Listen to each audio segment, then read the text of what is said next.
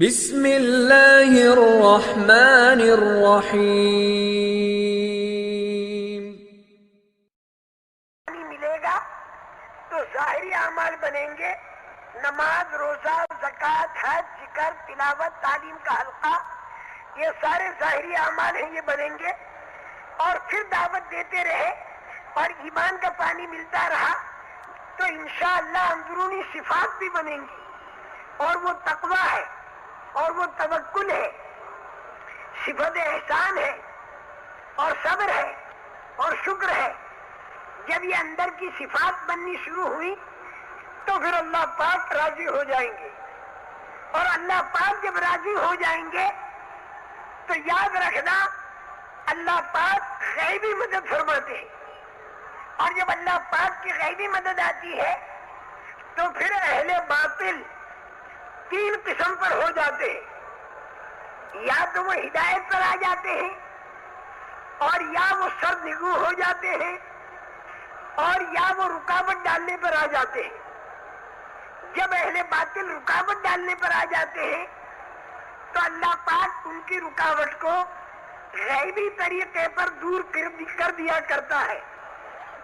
لیکن اس کے اندر سوچنے کی بات جو ہے وہ یہ ہے کہ ہمارے ذمے اللہ رسول نے کیا کیا۔ جو کام اللہ کو کرنا ہے وہ تو اللہ پاک کریں گے اپنی قدرت کے ساتھ، ان کی قدرت سے نکلی ہوئی کوئی چیز نہیں ہے۔ اللہ بڑی طاقت والے ہیں، ساری دنیا کی طاقتیں اللہ کی طاقت کے مقابلے میں مکڑی کے جالے ہیں۔ چاہے کتنی بڑی بڑی طاقتیں دنیا کی ہوں، اللہ کی طاقت کے مقابلے میں یہ مکڑی کے جالے ہیں، اس کی کوئی حیثیت نہیں ہے۔ اور اللہ کے خزانوں کے مقابلے میں ساری دنیا کی دھن دولت یہ مچھر کا پر ہے، اس کی کوئی حیثیت نہیں۔ اس لیے جتنی اللہ کی طاقت کو دنیا کے اندر بولا جائے گا، اور جتنی اللہ کی بڑائی کو دنیا کے اندر بولا جائے گا اور سنا جائے گا اور دل کے اندر اترتی رہے گی، تو اتنی اللہ کی طاقت حمایت میں آتی رہے گی۔ اور جب اللہ کی طاقت حمایت میں آئے گی تو دنیا کی کوئی طاقت اللہ کی طاقت کا مقابلہ نہیں کر سکتی، دنیا کی کوئی طاقت اللہ کی غیبی مدد کا مقابلہ نہیں کر سکتی۔ اور جو لوگ اللہ کی طاقت کی طرف دعوت دینے والے ہیں ان کے دلوں کے اندر آخرت کا فکر ہوگا، اور جو کام کریں گے وہ آخرت کے لیے کریں گے۔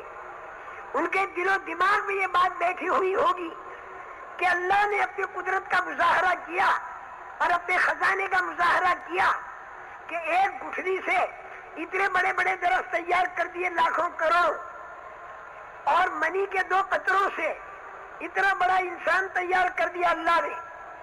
اسی طرح اللہ پاک ایسا قادر مطلق ہے کہ دنیا کے اندر جو نیک عمل آدمی کرے گا تو اس کے نیک عمل کو اللہ تعالیٰ جنت کی نعمتوں کی شکل میں لے لیں گے، اور انسان جو برا عمل کرے گا تو قیامت کے دن یہ برا عمل اس کا جہنم کی ہتکڑیوں، بیڑیوں اور جہنم کے عذاب کی شکل میں آ جائے گی۔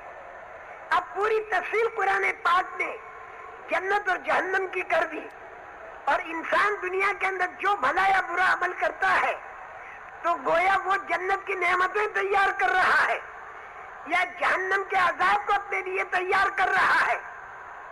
سبحان اللہ والحمدللہ ولا الہ الا اللہ جب آدمی اسے پڑھتا ہے تو جنت کے درخت تیار ہوتے ہیں۔ اور اسی طرح جب آدمی زکوٰۃ کو روک دیتا ہے اور زکوٰۃ کو ادا نہیں کرتا تو پھر جہنم کے اندر ایک اژدہا تیار ہوتا ہے جو اسے ڈسے گا، اور جہنم کے اندر سونے چاندی کے پترے بنا کر اسے داغا جائے گا۔ اس لیے میرے محترم دوستو، اللہ کی طاقت کو بیان کرنے والے عملی طور پر بھی دعوت دیتے ہیں کہ اللہ کتنے بڑے طاقت والے ہیں، اور وہ زندگی انہیں بتاتے ہیں۔ اور وہ 3 لائنیں میں نے بتائیں، ایک تو زبان سے دعوت دینا، وَمَنْ أَحْسَنُ قَوْلًا مِّمَّنْ دَعَا إِلَى اللَّهِ وَعَمِلَ صَالِحًا وَقَالَ إِنَّنِي مِنَ الْمُسْلِمِينَ۔ عمل بھی اچھا کرے اور یوں کہے کہ میں تو ایک مسلمان ہوں۔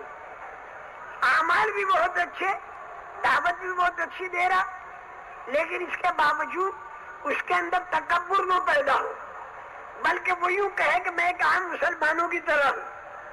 اس طرح اگر دعوت کا کام ہوتا رہا اور ایمان کا پانی ملتا رہا تو چاروں طرف نمازیں انشاءاللہ زندہ ہوں گی، روزے زندہ ہوں گے، حج زندہ ہوگا، زکاتیں زندہ ہوں گی۔ لوگوں کو یہ معلوم ہوگا کہ جس کے اوپر حج فرض ہے اور وہ حج نہیں کرے گا تو چاہے یہودی بن کر مرے اور چاہے نصرانی بن کر مرے، یہ رسول کریم صلی اللہ علیہ وسلم نے فرمایا۔ اور اسی طرح زکوٰۃ کا مال جب دوسرے مال کے اندر مل جاتا ہے تو بغیر زکوٰۃ کے مال کے اوپر بھی یہ مال وبال لاتا ہے۔ آدمی سمجھتا ہے کہ میری رولنگ میں فرق پڑے گا، اگر 5 لاکھ روپیہ زکوٰۃ کا میں نے الگ کر دیا، مستحقین جب ملیں گے جب میں دوں گا، یہ الگ کروں گا تو میری رولنگ میں فرق پڑے گا۔ بھائی تیری رولنگ کو ہم کچھ نہیں جانتے، قیامت کے دن کا اگر استحضار ہے تو تیرے اوپر سال گزر چکا تو وہ زکوٰۃ کا مال تجھے الگ کر دینا ہوگا، اگر نہیں کرے گا تو دوسرے مال پر بھی وبال لاتا ہے اور آخرت کے اندر بھی بڑی مصیبت برپا کرے گا۔ دعوت کی فضا جب چلے گی اور رسول کریم صلی اللہ علیہ وسلم کی ان باتوں کے جب خوب مذاکرے ہوں گے تو آدمی کوئی بھی عمل کرے گا تو اس کو ذہن میں یہ ہوگا کہ اس سے میرا کیا بنا۔ یہ جتنے کام کے اندر آگے بڑھنے والے ہیں، اللہ کے دین کے کام میں جو آگے بڑھنے والے ہیں، ان کے لیے اللہ پاک نے بڑی بڑی بشارتیں دی ہیں۔ والسابقون السابقون اولئک المقربون، پہل کرنے والے اور آگے بڑھنے والے جو ہیں یہ اللہ کے قریب ہوں گے۔ اولئک المقربون فی جنات النعیم ثلۃ من الاولین وقلیل من الآخرین، نعمتوں کے باغیچوں میں ہوں گے۔ پہلے زمانے میں ایسے زیادہ ہوتے تھے، بعد میں کم ہوں گے۔ علی سرور موضونۃ متکئین علیہا متقابلین، سونے کے تاروں میں جڑے ہوئے تختوں پر، تکیوں پر ٹیک لگائے ہوئے آمنے سامنے جنتی بیٹھے ہوں گے۔ یطوف علیہم ولدان مخلدون، خدمت کرنے والے چھوٹی عمر کے جو ہمیشہ چھوٹی عمر کے رہیں گے، وہ چکر لگا رہے ہوں گے گلاسوں کے اندر اور پیالوں کے اندر اور آب خوروں کے اندر، شراب بھری ہوئی جو بالکل پاک ہوگی۔ بِأَكْوَابٍ وَأَبَارِيقَ وَكَأْسٍ مِّن مَّعِينٍ، لبالب بھری ہوئی جو ایسی بھری ہوئی ہوگی کہ نظروں کو بھی اچھی معلوم ہوگی اور پینے میں بھی اچھی معلوم ہوگی، اور اس کے اندر کسی قسم کا وہ شراب بالکل پاک ہوگی، گندی نہیں ہوگی، وہ چھلک بھی رہی ہوگی اور وہ جھلک بھی رہی ہوگی۔ اور کیسی ہوگی؟ نہ تو سر کے اندر درد اٹھے گا اور نہ آدمی بکواس کرے گا۔ یطوف علیہم ولدان مخلدون بأکواب واباریق وکأس من معین لا یصدعون عنہا ولا ینزفون، نہ تو سر کے اندر چکر آ دیں گے اور نہ آدمی بکواس کرے گا۔ ایسی تو ان کو ملے گی پینے کی چیزیں اور کھانے کے لیے وفاکہۃ مما یتخیرون ولحم طیر مما یشتہون، جو ان سے پرندے کے جو گوشت کو چاہے پسند کر لے اور جو ان سے میوے کو چاہے تو اختیار کر لے، تو کھانا بھی ملے گا، پینا بھی ملے گا، ہمیشہ ملے گا، اس کی قسمیں بدل بدل کر ملے گا، قسم اعلیٰ سے اعلیٰ ہوتی جائے گی اور اس کی مقدار بھی بڑھتی چلی جائے گی۔ بیوی کی ضرورت تو وہ بھی اللہ پاک پوری فرمائیں گے۔ وحور عین کامثال اللؤلؤ المکنون، نہایت خوبصورت بیویاں جیسے چھپے ہوئے موتی۔ میرے محترم دوستو، یہ سارا اللہ کہیں پر دے گا؟ جزاء بما کانوا یعملون، وہ آنکھ اور کان زبان، ہاتھ اور پیر سے جو دنیا کے اندر اچھے عمل تیار کیے تھے یہ اس کا بدلہ ہوگا. جو کچھ آدمی دنیا کے اندر اچھا عمل کرے گا وہ وہاں پر حوروں کی شکلوں میں، خلبان کی شکلوں میں، باغات کی شکلوں میں اور اعلیٰ سے اعلیٰ قسم کی جنتیں جب آدمی حاصل کرے گا تو ایک جنت اللہ نے ایسی بنائی کہ جس کے 500 دروازے اور ہر دروازے کے اوپر 5,000 حوریں. 5,000 کو 500 سے اگر ضرب دے دو تو 25 لاکھ حوروں والی جنت اللہ پاک نے تیار فرمائی. حضرت عمر رضی اللہ تعالیٰ عنہ فرماتے ہیں کہ یہ جنت کس کی، یہ جنت کس کی؟ فرمایا یہ جنت رسول کریم صلی اللہ علیہ وسلم کی قبر مبارک کی طرف اشارہ کر کے یوں کہا کہ ہنی اللہ کا یا صاحب القبر، یہ جنت نبیوں کو ملے گی، اس کے بعد صدیقین کو ملے گی. پھر حضرت صدیق کے قبر کی طرف اشارہ کر کے کہا ہنی اللہ کا یا صاحب القبر، اور اس کے بعد فرمایا یا شہید کو ملے گی کہ جس نے اللہ کے نام پر اپنی جان دے دی ہو. حضرت عمر نے یوں کہا انا لک شہادت یا عمر، اے عمر بھلا تجھے شہادت کہاں، مدینہ منورہ میں سب کا محبوب بن کے تو رہے اور تجھے شہادت ملے. انا لک شہادت یا عمر. لیکن حضرت عمر رضی اللہ تعالیٰ عنہ نے ایک بات یہ بھی فرمائی کہ جو اللہ ہجرت کو مکہ مکرمہ سے کھینچ کر اور مدینہ منورہ تک لایا وہ اللہ قادر مطلق ہے کہ جو شہادت کو کھینچ کر مدینہ منورہ میں لائے. چنانچہ حضرت عمر رضی اللہ تعالیٰ کو مدینہ منورہ کی شہادت ملی. تو میں یہ عرض کر رہا ہوں کہ جنت کے درجات کے اندر کوئی حد نہیں ہے. جتنا بھی آدمی اللہ کو راضی کرتا چلا جائے گا بے انتہا جنت کے درجات ملیں گے. اب ہمیں جو دعوت کا کام کرنا ہے، جس پر نبیوں والی مددوں کا آنا اور آخرت کی جنتوں کا بننا، ہمارے ذمے اللہ پاک نے جو دعوت کا کام کیا وہ کتنا کیا.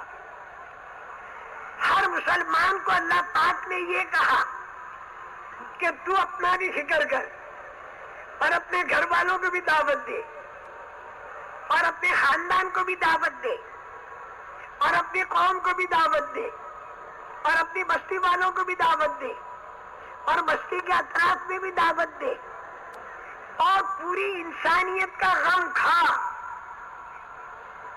پوری انسانیت کا تو غم کھا. یہ ہر مسلمان سے اللہ کہہ رہا ہے. اور یہ دعوت کا کام 4 مہینے کے لیے نہیں ہے، یہ دعوت کا کام 1.5 سال کے لیے نہیں ہے. یہ دعوت کا کام ہر مسلمان کرے اور پوری زندگی کرے. اور کتنا کرے؟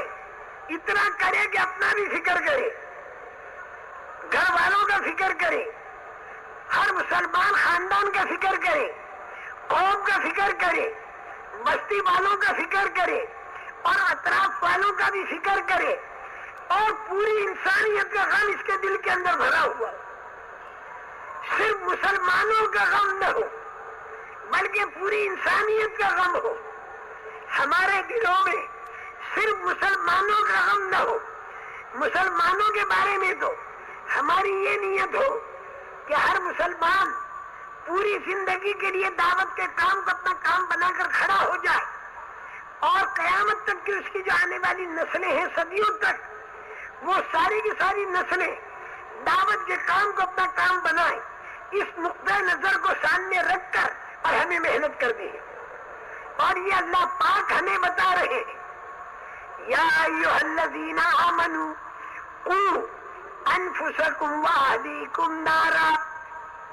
ہر مسلمان سے خطاب ہے کہ اے مسلمانوں اپنے آپ کو بھی جہنم سے بچاؤ اور گھر والوں کو بھی جہنم سے بچاؤ. اپنے آپ کو اور گھر والوں کو. یعنی یہ نہ ہو ہمارے دلوں میں کہ ہمارے ہاتھوں تو پورے عالم کے اندر کام ہو رہا اور آدمی خود اپنے سے بے فکر ہو جائے. اس کا بہت بڑا ڈر اور بہت بڑا خطرہ ہے. اس لیے ہر کام کرنے والا یہ فکر کرے کہ میرے اپنے اوپر بھی میری محنت ہو رہی ہے یا نہیں، میں بھی بن رہا ہوں یا نہیں۔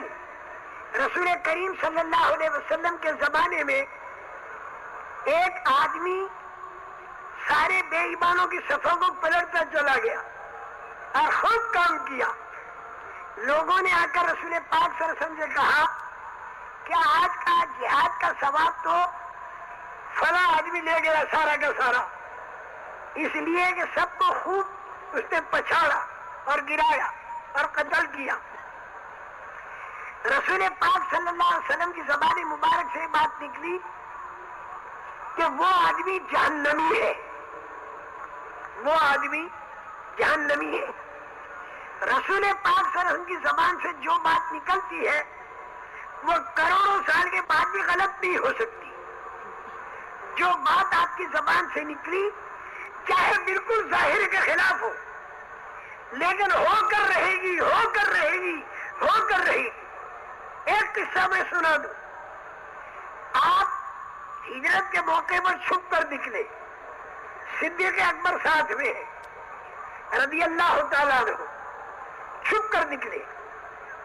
چاروں طرف بے ایمانوں نے سوچا زندہ پکڑ میں آ جائیں یا مار ڈالا جائے، بڑا بھاری انعام ملے گا۔ چاروں طرف بے ایمان پھر گئے کہ ان کو قتل کرو یا مارو۔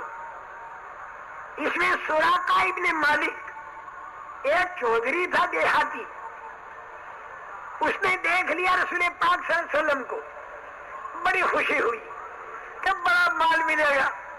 اس لیے کہ دنیا دار کو تو جتنا بھی مال ملے اس کے لیے کم ہوتا ہے، دنیا دار کبھی چین سے نہیں رہتا، اس لیے کہ اس کے اندر لالچ ہوتا ہے، اور لالچ جو ہے وہ آدمی کو چین سے نہیں رہنے دیتا۔ اور دیندار جو ہوتا ہے اس کے اندر قناعت ہوتی ہے اور رضا بالقضاء ہوتی ہے، اور دیندار کا ذہن یہ ہوتا ہے کہ جتنا میں دوسرے پر لگاؤں گا اتنا اللہ میرے کو دے گا۔ تو دیندار آدمی تو اس تلاش میں رہتا ہے کہ میں کس کے اوپر لگاؤں، وہ ایثار ہمدردی میں رہتا ہے۔ اور دنیا دار جو آدمی ہوتا ہے وہ اس فکر میں رہتا ہے کہ میں دوسرے سے کتنا چھینوں، وہ لینے کی فکر میں رہتا ہے، جتنا بھی دوسرے سے میرے کو مل جائے، حلال کا ملے یا حرام کا ملے۔ تو دنیا دار آدمی ہوتا ہے لالچی اور حریص اور طمع والا، تو وہ ہر وقت دیکھتا رہتا ہے مجھے زیادہ ملے، پریشان رہتا ہے۔ وہ جو لوگ چھیننے والے ہیں اور جو لوگ بانٹنے والے ہیں، بانٹنے والے جو ہوتے ہیں ان میں تو ہوتی ہے محبت، اور چھیننے والے جو ہوتے ہیں ان کے اندر ہوتی ہے عداوت، کیونکہ چھیننے سے عداوت آتی ہے۔ تو جتنا بے دینی کا نظام پوری دنیا میں ہے وہ چھیننے کا نظام ہے، جھوٹ، سود، دھوکہ، غبن، خیانت، ڈنڈی مارنا، ناپ تول میں کمی کرنا، ملاوٹ کرنا، قتل و غارت، یہ ساری چیزیں یہ چھیننے کا نظام ہے پورے عالم کا، اہل باطل کا۔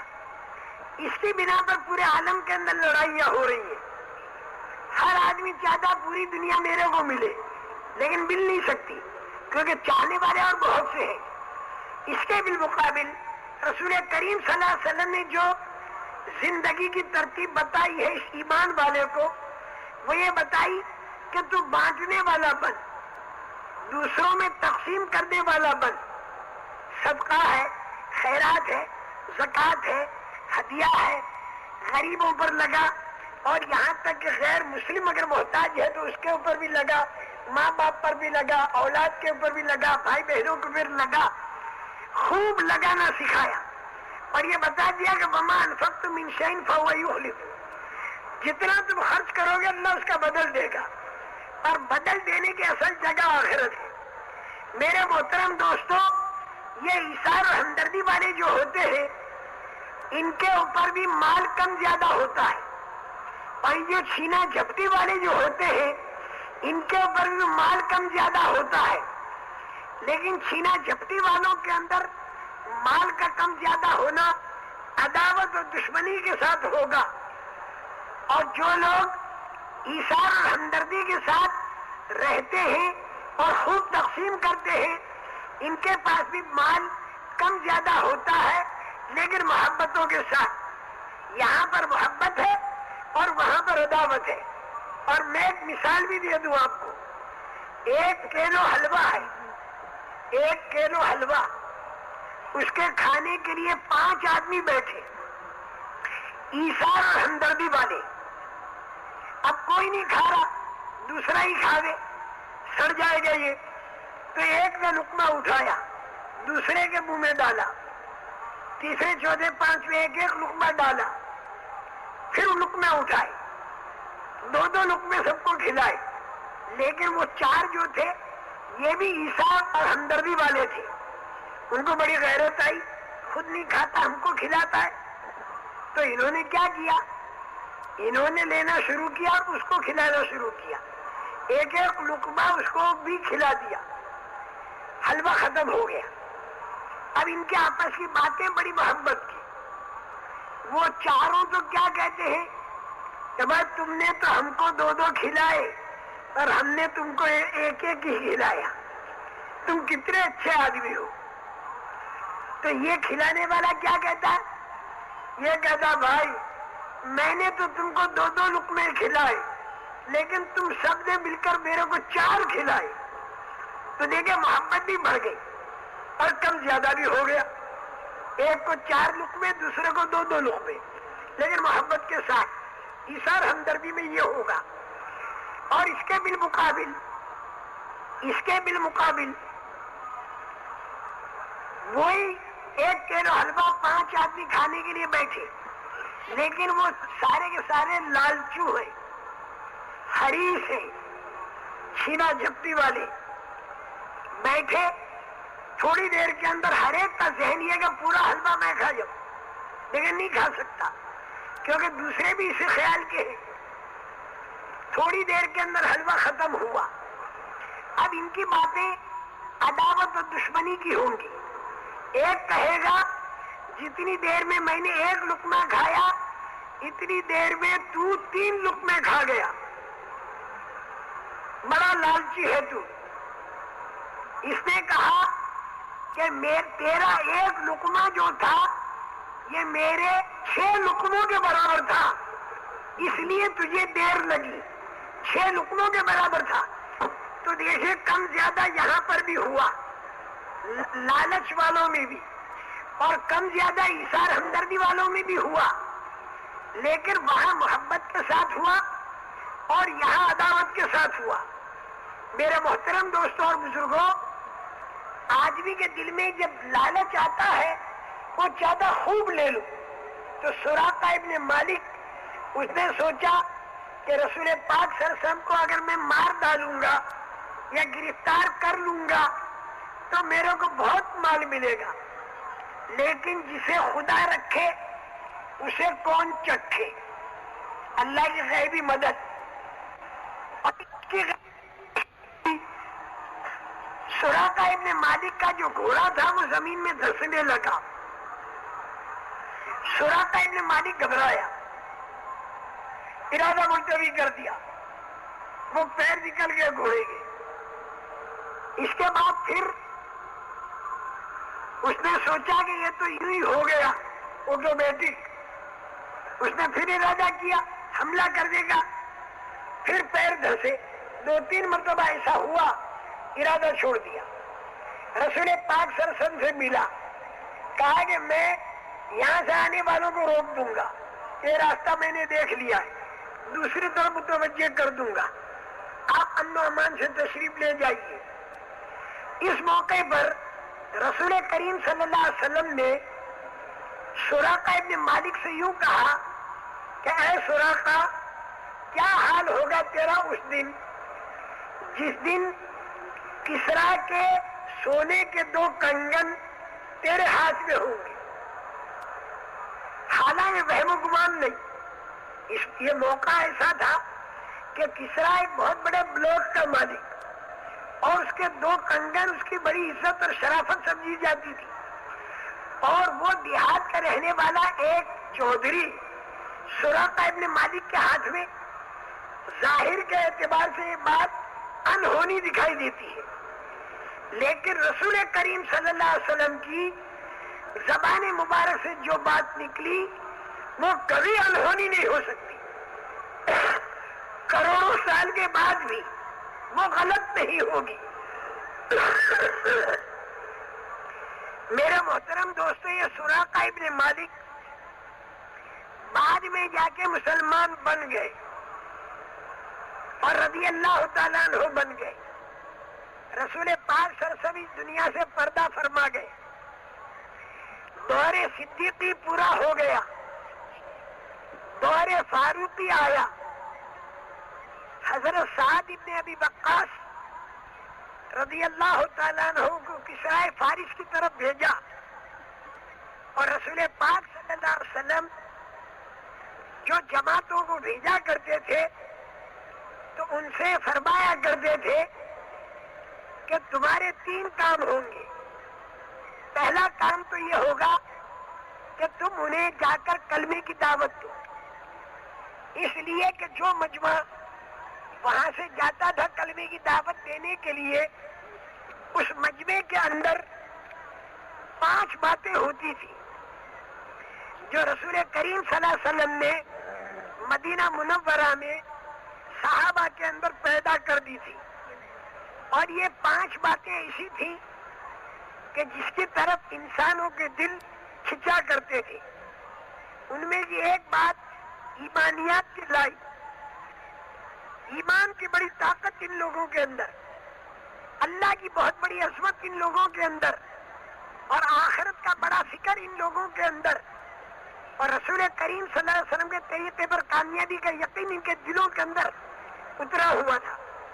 تو ایک تو ایمانیات کی لائن ان کی بڑی مضبوط، اور دوسرے عبادات کی لائن بڑی طاقت والی.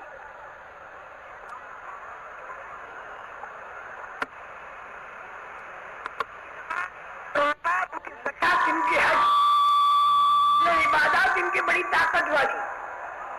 اور تیسری بات ان لوگوں کے اندر جو تھی وہ ان کی معاشرت، یعنی ان کا رہن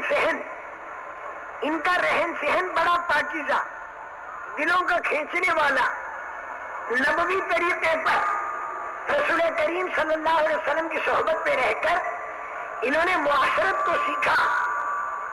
اور چوتھی بات معاملات اور لین دین اور کاروباری زندگی ان کی بالکل پاک اور صاف تھی. اور 5ویں بات اخلاقی معیار ان کا بڑا اونچا تھا، یہاں تک کہ یہ اخلاق برتتے تھے مسلمانوں کے ساتھ بھی اور غیر مسلموں کے ساتھ بھی. ان کے اخلاق بڑے اونچے تھے، اور پوری انسانیت کے قلوب کو اللہ کی طرف مائل کرنے کے لیے بہت بڑا طریقہ ان کو مانوس کرنا اخلاق کے ذریعے. یہ صلح حدیبیہ کے واقعے نے ہم کو بتایا. 13 سال تک برابر لڑتے رہے اور پریشان کرتے رہے. پھر مدینہ منورہ کی ہجرت ہوئی تو بدر، احد اور خندق میں آ کر یہ بغیر ایمان والے خوب لڑے اور خوب تنگ کیا اور پریشان کیا. لیکن خندق کے اندر اللہ پاک نے ان بے ایمانوں کی ایسی کمر پھوڑی، ایسی کمر ان کی ٹوٹی کہ پھر یہ ہمت نہیں کر سکے. رسول کریم صلی اللہ علیہ وسلم نے دیکھا خواب کہ میں بیت اللہ شریف کا طواف کر رہا ہوں، میرے ساتھی بھی کر رہے ہیں. آپ نے خواب سنایا. نبی کا خواب جو ہوتا وہی ہوتا ہے، بالکل پکا. پھر آپ نے عمرے کا ارادہ کیا، 1500 کا مجمع آپ کے ساتھ عمرے کو چلا.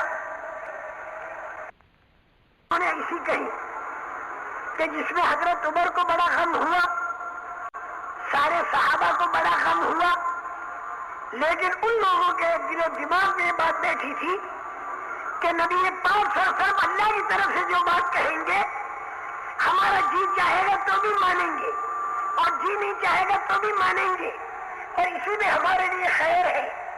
اللہ کے پیارے نبی کی بات کو ظاہر کے خلاف مانا، بدر میں اللہ کی غیبی مدد آئی۔ احد کے اندر 38 آدمیوں سے عمل چھوٹا تو تکلیف سارے مجمع کی وہ آ گئی۔ اجتماعی جو عمل ہوتے ہیں اس کے اندر بعض مرتبہ یہ ہوتا ہے کہ تھوڑے آدمی اگر اس عمل کو چھوڑ دے تو اس پر جو تکلیف آتی ہے وہ سب پر آتی ہے۔ بعض مرتبہ یہ احد کے اندر ہوا تو ان لوگوں کو معلوم تھا کہ پیارے نبی صلی اللہ علیہ وسلم کی بات کے چھوڑنے میں آئی وائی مدد اڑ جاتی ہے۔ حدیبیہ کے اندر بالکل طبیعت کے خلاف تھا، لیکن بات مان لی نبی کریم صلی اللہ علیہ وسلم کی، دب کر صلح ہو گئی۔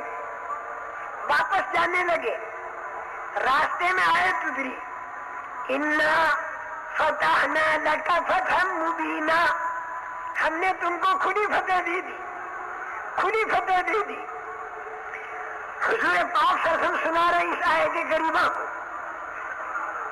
حضرت عمر فاروق رضی اللہ تعالیٰ عنہ کھڑے ہوئے اور یوں ارشاد فرما، یوں عرض کیا، اب فتح ھذا، کیا یہ فتح ہے؟ تو رسول پاک صلی اللہ علیہ وسلم فرمایا، عید اللہ، خدا کی قسم یہ فتح ہے۔ میرے محترم دوستو، وہ کیا فتح تھی جو کسی کے گلے اترتی نہیں تھی؟ وہ کیا تھی؟ وہ یہ تھی کہ باوجود طاقت ہونے کے اور باوجود کہ سامنے والے مروب ہیں، اس کے باوجود ظاہر میں دب کر جو صلح کی، اس لیے تاکہ وہ مانوس ہو اور ان سے ملنا جلنا ہوتا رہے۔ چنانچہ ملنا جلنا خوب ہوا۔ جب جنگ بندی ہو گئی تو ان مسلمانوں سے ان مشرکین کا ملنا جلنا بہت ہوا، تو ان ایمان والوں کے اندر ان بغیر ایمان والوں نے ایمانیات کو دیکھا، ان کی عبادات کو دیکھا، ان کی معاشرت اور رہن سہن، ان کے معاملات اور لین دین کی پاکی، اور ان لوگوں کے اخلاقی معیار کا اونچا ہونا، یہ سارا انہوں نے دیکھا اپنی آنکھ سے، تو مانوس ہو گئے، مانوس ہوئے، خوب مانوس ہوئے۔ لیکن ان بے ایمانوں نے 2 سال کے بعد کو ایسی حرکت کر دی کہ صلح ٹوٹ گئی۔ رسول کریم صلی اللہ علیہ وسلم 10,000 کا مجمع لے کر اور مکہ مکرمہ کی طرف روانہ ہو گئے۔ مجھے تو ایک بات بتانی ہے، 13 سال مکے کے، 6 سال حدیبیہ تک کے، 19 سال کے اندر تو 1,500 آدمی بنے، جب آپس کے اندر چپکلش تھی۔ مکہ مکرمہ کے اندر تو بے ایمانوں نے خوب ستایا، مدینہ منورہ کے اندر ایمان والوں پر خدا کی مدد آئی، لیکن آپس میں مٹبھیڑ تھی۔ حدیبیہ کی صلح کے بعد اخلاق برتے ان ایمان والوں نے، معاشرت دکھائی، معاملات دکھائے، اپنا رہن سہن دکھایا اور اخلاق برتے۔ اس کا یہ اثر پڑا کہ سن 6 ہجری میں حدیبیہ کے اندر مسلمان 1,500 تھے، اور سن 8 ہجری فتح مکہ کے موقع پر مسلمان 10,000 بن گئے۔ 19 سال میں تو 1,500 بنے اور 2 سال کے اندر 10,000 بن گئے۔ کیسے بنے؟ وہ آپس میں میل جول، آپس میں موانست، آپس میں اخلاق کا برتنا۔ اور یہی میں آپ حضرات سے عرض کروں گا کہ اپنے گھر والوں کے ساتھ، اپنی اولاد کے ساتھ، اپنے پارٹنروں کے ساتھ، اور اسی طرح اپنے ملنے جلنے والوں کے ساتھ، اور اسی طرح دعوت کا کام کرنے والوں کے ساتھ، اور اسی طرح دین کے کام کرنے والے دوسرے ساتھیوں کے ساتھ، اسی طرح علماء کرام کے ساتھ، اسی طرح اہل مدارس کے ساتھ، اور اسی طرح دین کے جتنے شعبے لوگ چلا رہے ان کے ساتھ، ہم لوگوں کا معاملہ موانست کا ہو، اخلاق کا ہو، ہمدردی کا ہو، میل جول کا ہو، اکھڑ پنا نہ ہو، جتنی معانست اور مخالفت ہم رکھیں گے، اللہ کی ذات سے بھاری امید ہے کہ درمیان کی جتنی یعنی چپقلیشیں ہیں یہ خود بخود اللہ پاک اسے دور کر دیں گے۔ اور ایک بات حضرت علی رضی اللہ تعالیٰ عنہ کی مجھے بار بار یاد آتی ہے کہ انہوں نے اپنے باہر کے گورنر کو یہ لکھا کہ دیکھو تم جو الگ رہتے ہو ایسے الگ مت رہو، تم الگ رہو گے تمہارے اوپر خبریں آئیں گی کہ فلاں یوں کر رہا فلاں یوں کر رہا، نہ معلوم اس میں کتنی سچی کتنی جھوٹی، اور آپس کے اندر عداوتیں بڑھیں گی۔ تم کھل کر رہو، ہر ایک سے ملو، میل جول رکھو، تو خالی ملنے جلنے کے اندر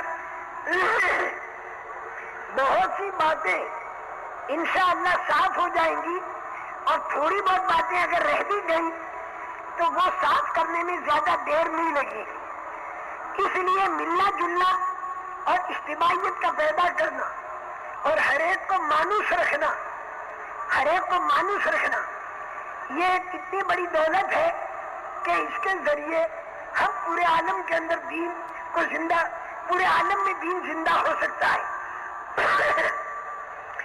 یہ 10,000 کا مجمع جب مکہ مکرمہ میں داخل ہوا اور رسول کریم صلی اللہ علیہ وسلم بیت اللہ شریف کے اندر داخل ہوئے، اور بے ایمانوں کا مجمع ایک طرف، ایمان والوں کا مجمع ایک طرف، یہ بے ایمان یوں سمجھ رہے تھے کہ آج ہم سے پورا بدلہ اتارا جائے گا اور ہمیں مارا جائے گا، اور 21 سال کے بدلے یہ لوگ اتاریں گے۔ لیکن رسول کریم صلی اللہ علیہ وسلم بیت اللہ شریف سے جب نکلے تو آپ نے یوں فرمایا انتم الطلقاء، میں نے تم سب کو چھوڑ دیا، لا تثریب علیکم اليوم، میری طرف سے تم پر کوئی ملامت نہیں، اور الگ الگ وقتوں کا امن ان لوگوں کو دے دیا، بعضوں کو 4 مہینے کا، بعضوں کو کم و بیش وقت کا۔ جب وہ لوگ وہاں پر ٹھہرے اور انہوں نے اخلاق دیکھے رسول پاک صلی اللہ علیہ وسلم کے اور صحابہ کرام رضوان اللہ علیہ مجمعین کے، تو ابو لہب کے 2 بیٹے حضرت عتبہ اور حضرت محتب بنے رضی اللہ عنہما، اور ابو جہل کا بیٹا حضرت اکرمہ بنے، اور ابو جہل کا بھائی حضرت حارث بن ہشام بنے، اور امیہ بن خلف کا بیٹا حضرت صفوان بنے، اور وہ وحشی کہ جنہوں نے حضرت حمزہ کو بے دردی کے ساتھ شہید کیا، وہ وحشی حضرت وحشی رضی اللہ تعالیٰ عنہ بنے، اور مکہ مکرمہ کے اکثر لوگ ایمان والے بن گئے۔ پھر ایک مرتبہ میں دوہراؤں گا، 13 سال مکے والے ستائے، 6 سال تک ان کے ساتھ انبن رہی، حدیبیہ کے وقت میں ان کو مانوس کرنا شروع کیا، تو 19 سال میں تو بنے 1,500، اور 2 سال کے اندر بنے 10,000، اور یہ 10,000 میں مکے کے اندر داخل ہو کر جو احمد مرتے تو نتیجہ یہ نکلا کہ مکہ مکرمہ کے رہنے والے اکثر و بیشتر ایمان والے بن گئے۔ جب مکے والے ایمان والے بن گئے تو وہ جو عربی قبیلے جو مکے والوں کو اپنا سردار اور چودھری مانتے تھے روحانی، تو وہ بھی سارے ایمان کے اندر داخل ہونے شروع ہو گئے۔ یہ اخلاق برتنا اور یہ مانوس کرنا، میں سچ کہتا ہوں، یہ ہمارے تبلیغ کے کام کرنے والے حضرات یہ بھی ایک دوسرے کو مانوس کرنا سیکھے۔ انسان سے غلطی ہوتی ہے، کوئی آدمی غلطی سے خالی نہیں، وہ ایو عبداللہ لا علما، لیکن غلطی کی بنا پر اسے پھینکا نہیں جاتا، بلکہ اس کو مانوس کرو گے، قریب کرو گے، تو اللہ کی ذات سے امید ہے کہ دھیمے دھیمے وہ چیز صاف ہوتی چلی جائے۔ اور توبہ اور استغفار کی تو اتنی بڑی دولت اللہ پاک نے ہمیں دی ہے کہ اللہ کے سامنے رونا اور دھونا اور اللہ کے سامنے مانگنا اور استغفار کرنا، کتنے ہی گناہ ہوں گے تو اللہ پاک معاف کر دیں گے۔ اللہ پاک بڑے غفار ہیں، مغفرت فرما دیتے ہیں، کوئی گھڑی برابر چل رہی ہے، مغفرت فرما دیتے ہیں۔ اس لیے میرے محترم دوستو، مانوس کرنا چاہیے. مانوس کرنے سے اور آپس کے اندر جوڑ اور الفت کے پیدا کرنے سے ہمارا کام بہت آگے بڑھے گا. اسی طرح دین کے جتنے کام کرنے والے ہیں، دین کے کام کرنے والوں کے اندر بھی آپس میں موانست ہونی چاہیے. ہمارے جو بڑے بڑے مدارس کے چلانے والے مشائخ حدیث جو بخاری شریف پڑھاتے ہیں، مسلم شریف پڑھاتے ہیں، بڑے بڑے مدارس چلاتے ہیں، ان لوگوں کا ہمارے سروں کے اوپر بہت بڑا احسان ہے. اس لیے کہ تبلیغ کے کام کے ذریعے لوگوں کے اندر شوق پیدا ہوا دین پر چلنے کا، تو حلال اور حرام کا بتانا، اور حضرت امام بخاری رحمۃ اللہ علیہ کی کتاب اور حضرت امام مسلم رحمۃ اللہ علیہ کی کتاب، ان حدیثوں کے اندر سے نچوڑ نکال کر اور امت کے سامنے پیش کرنا، یہ انہی لوگوں کا کام ہوگا جنہوں نے 8 اور 10 سال مدرسوں کے اندر گزار دیے اور نہ معلوم کس کس طریقے سے یہ اپنے اپنے مدارس چلاتے ہیں. اس لیے یہ علماء کرام اور یہ دین کے شعبوں کے چلانے والے، یہ ہماری آنکھوں کے تارے ہیں اور ہمارے دل کے ٹکڑے ہیں اور ہماری آنکھوں کی ٹھنڈک ہے، اور یہ بڑے قابل قدر ہیں.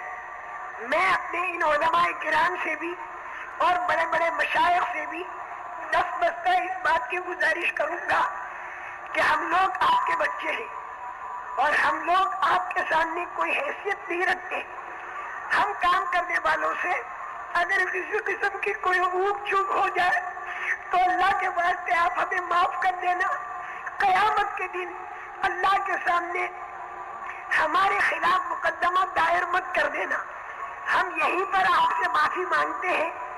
ہم سے واقعی غلطی ہوتی ہے، ہم لوگ غلطیوں سے بھرے ہوئے ہیں، اس لیے کہ ہمارا مجمع غیر تربیت یافتہ مجمع ہے. کسی کو کیرم بورڈ میں سے اٹھا کر لاتے ہیں، کسی کو جگار میں سے، کسی کو شراب خانے میں سے، کسی کو ہوائی اڈوں سے اور کسی کو کہاں سے، اور ان سب کو جمع کرتے ہیں اور جمع کر کے رسول کریم صلی اللہ علیہ وسلم کا بنایا ہوا جو ماحول ہے، اس ماحول کے بنانے کی کوشش کرتے ہیں. ان میں بازے تو ایسے بن جاتے ہیں کہ ان کے چہروں کو دیکھو تو اللہ یاد آتا ہے.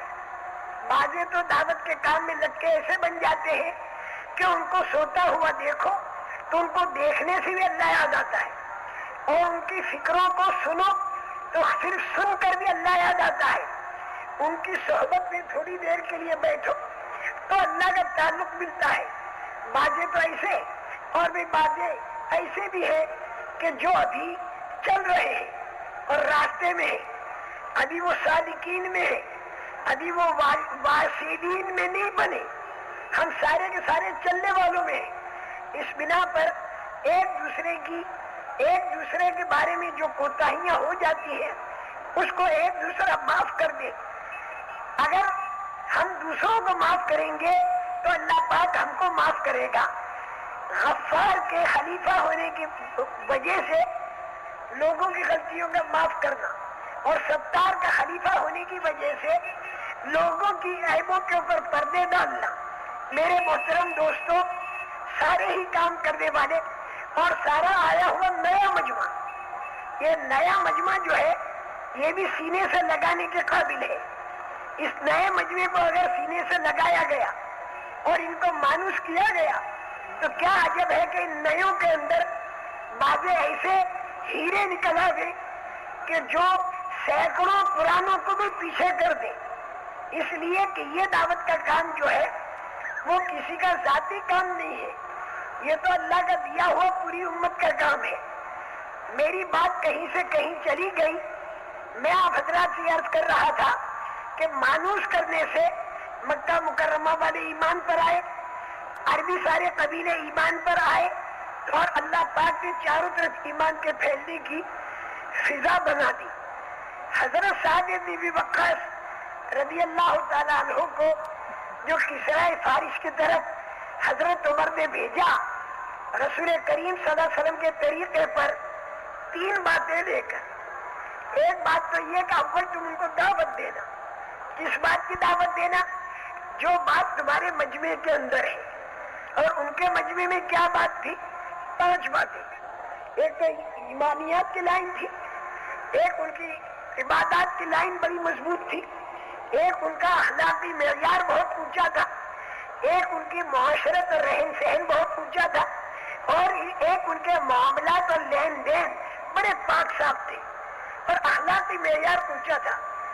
تو تم جا کے پہلے ان کو کلمے کی دعوت دینا کہ دیکھو ہم نے کلمہ پڑھا تو دیکھو ہم کیسے بگڑے ہوئے تھے اور دیکھو ہمارے ساتھی کیسے بن گئے. پہلی بات، اگر وہ کلمے کی دعوت کو قبول نہ کرے تو بھی تم ان سے لڑائی جھگڑا مت کرو، اس لیے کہ ہم لوگ لڑائی جھگڑے والے لوگ نہیں ہیں. ان سے صلح کر دو اور ان سے یوں کہو کہ سالانہ جزیہ ادا کر کے اور تم ہماری رعیت بن جاؤ، ہم تمہاری حفاظت کریں گے. اور رعیت بننے کے اندر یہ بات تھی کہ یہ ایمان والے وہاں پر جا کر اپنے مکان بناتے تھے، کاروبار کرتے تھے، تو وہ جو رعیت تھی ان کے سامنے ان کی پاک زندگی آتی تھی. ان کی معاشرت، ان کے معاملات، ان کی لین دین، ان کی عبادت، ان کے اخلاق، یہ سارے اپنی آنکھوں سے وہ لوگ دیکھتے تھے اور دیکھ کر اتنے مانوس ہوتے تھے کہ قومیں کی قومیں اور علاقے کے علاقے ایمان کے اوپر آ گئے. جب انہوں نے ان ایمان والوں کی اسلامی معاشرت کو جب اپنی آنکھوں سے دیکھا تو جوک در جوک ایمان کی طرف آ گئے. کیونکہ ان سے کہہ دیا گیا تھا کہ ہم تمہارے گرجا نہیں توڑیں گے، ہم تمہارے پادریوں کو نہیں ماریں گے، ہم تمہاری عورتوں پر ہاتھ نہیں ڈالیں گے، ہم تمہیں ستائیں گے نہیں، بلکہ ہم تمہارے ساتھ جتنی ہمارے سے مہربانی ہو سکے گی وہ مہربانی ہم تم پر کریں گے. مجھے ایک قصہ یاد آیا، حمص والے یہ جزیہ دیتے تھے، ان کی حفاظت کے واسطے کچھ آدمی مقرر تھے، لیکن دور فاروقی میں دین کے 2 بڑے بڑے تقاضے آ گئے. ایک طرف روم کا تقاضا، ایک طرف فارس کا تقاضا. آدمی بہت وہاں بھیجنے پڑے. تو ان حمص والوں کو سنبھالنے کے لیے اور ان کی حفاظت کرنے کے لیے جو لشکر رکھا گیا تھا اس کو بھی بھیجنا پڑا. تو حضرت عمر کا خط پہنچا، حضرت ابو عبیدہ سے یوں کہا کہ جب ہم حمص والے یہود و نصارہ کی حفاظت نہیں کر سکتے تو ان کا جتنا جزیہ لیا ہے وہ انہیں واپس کر دو. حضرت ابو عبیدہ واپس کرنے کے لیے گئے کہ بھائی دیکھو اب یہ جزیہ تمہارا واپس، اب ہم تمہاری حفاظت نہیں کر سکیں گے، اب تم خود مختار ہو، اپنا ہی کسی کو بڑا بنا لو، ہم جا رہے. تو کتابوں کے اندر یہ بات کھلم کھلا لکھی ہوئی ہے کہ جب حضرت ابو عبیدہ رضی اللہ عنہ وہاں سے نکلے ہیں تو وہ سارے کے سارے حمص والے یہود و نصارہ ہچکیاں مار مار کر روئے. ان کی عورتیں روئی، ان کے بچے روئے، ان کے بڑے روئے، اور انہوں نے یوں کہا کہ تم لوگوں کے آنے سے پہلے ہم لوگوں کے اندر ہی سے کسی کو بڑا بناتے تھے. ہم وہ جس کو بھی بڑا بناتے تھے اس میں اور چھوٹوں میں آپس میں خوب لڑائیاں ہوتی تھی، قتل و غارت ہوتی تھی، اور نہ معلوم کتنی کتنی الجھنیں پیدا ہوتی تھی.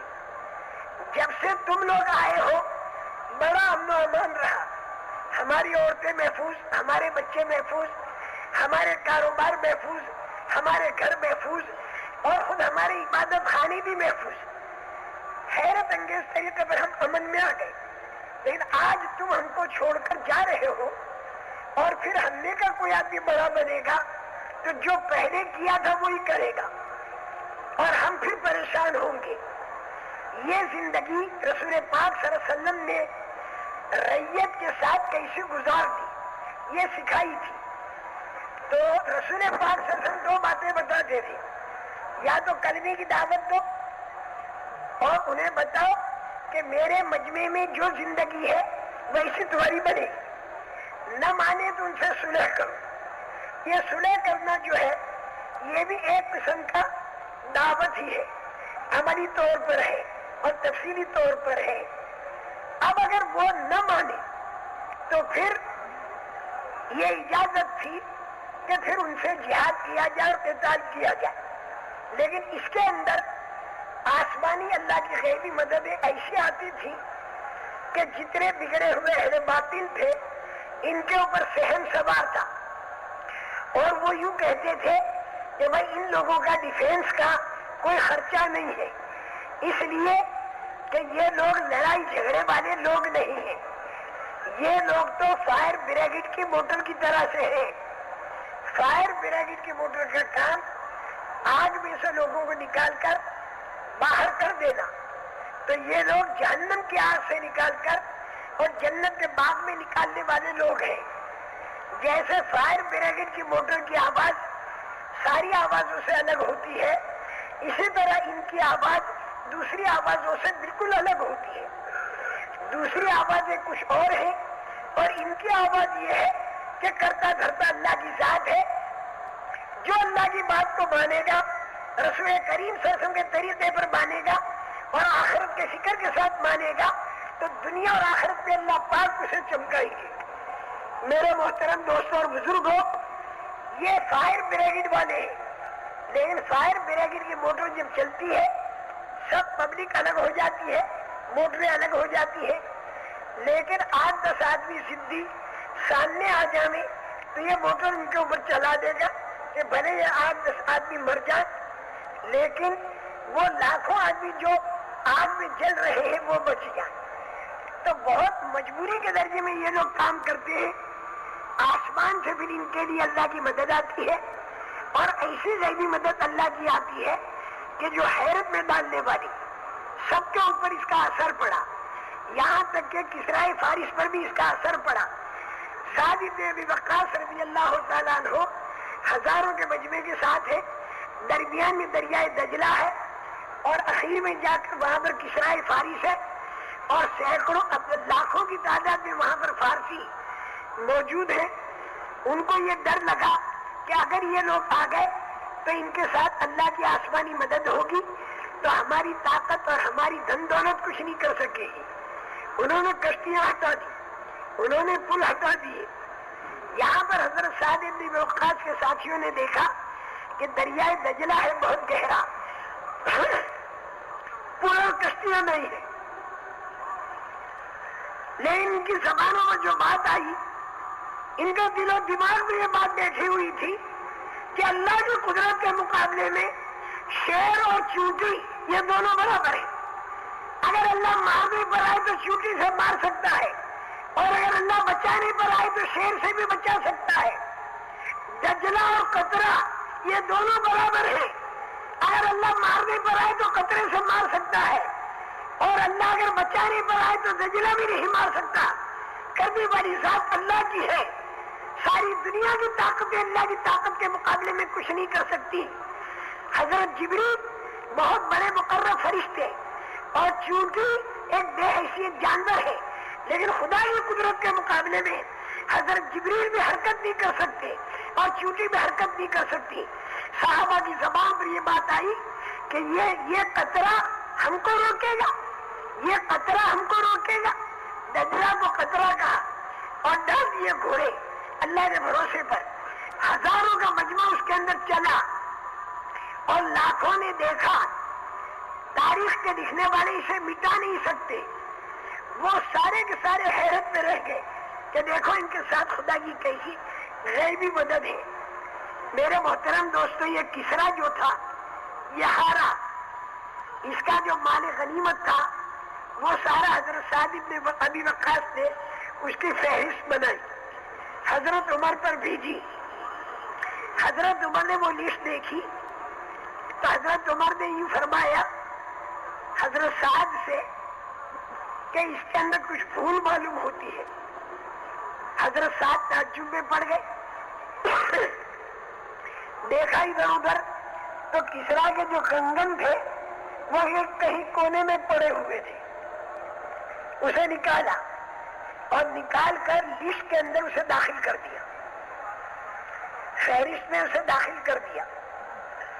کسرا کے کنگن دکھائی نہیں دے رہے، اتنے بے حیثیت۔ ایک قصہ مجھے یاد آیا، ایک دیہاتی صحابی تھے، ان کے سامنے کسرا کا تاج آیا تو انہوں نے کسرا کے تاج کو لات ماری۔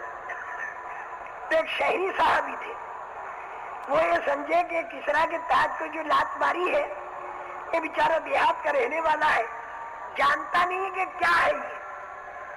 پوچھا جانتے ہو یہ کیا ہے؟ تو دیہاتی صحابی نے یوں کہا کہ ہاں میں جانتا ہوں، یہ کسرا کا تاج ہے جو اس کے سر پر تھا، اس کی وجہ سے اس میں تکبر پیدا ہوا، اور جب اس میں تکبر پیدا ہوا تو اللہ پاک نے اسے پچھاڑا اور اس کا تاج جو ہے وہ ہمارے قدموں کے سامنے ڈال دیا، یوں کہہ کر پھر ایک لات ماری۔